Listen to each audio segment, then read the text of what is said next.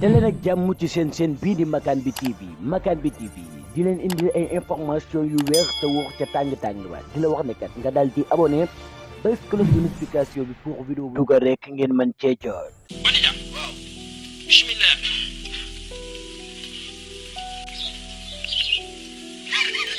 moom doo defar sa kanam gi tuuti moom mu la photo quoi photo ma moom yaa su ma ma def photo ma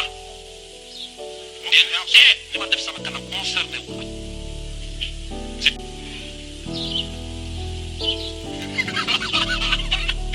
moom rek xanaa ngay dund laa lay photo doo defar tuuti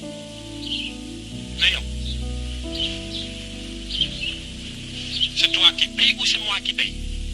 yaay fay wala maay fay.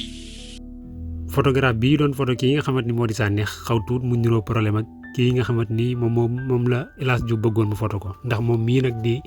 Moustapha Ndiaye ñu gën koo xamee si Ndiaye moom moomee nag mën nañ ne jamono ji nag mu si ay jafe-jafe yu métti ginnaaw bi nga xamante ni si màggal gi mën nañ ne daanaka moo defoon bës si kër ki nga xamante ni mooy Askia ngeen xam ne nii daanaka ay or yu muy takk daal maanaam day taale ba si jamonoy coronavirus bi sax masque or la takkoon kër googee nag nga xam ne fa la El Hadj Diouf nekkoon ak photographe bi nga xamante ni mooy Ndiaye bañ fa dajee nag El Hadj Diouf da doon wax ne Ndiaye mii daal da koo bañ a photo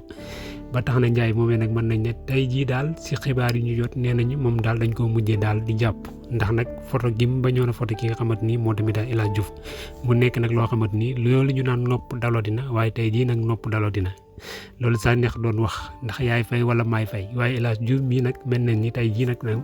mujjee naa fay li nga xamante ni mooy photom boobee ndax photo gi nga xamante ni Ndiaye bañoon na ko photo moo ko mujjee yóbbu ñu daal di koy jàpp tey.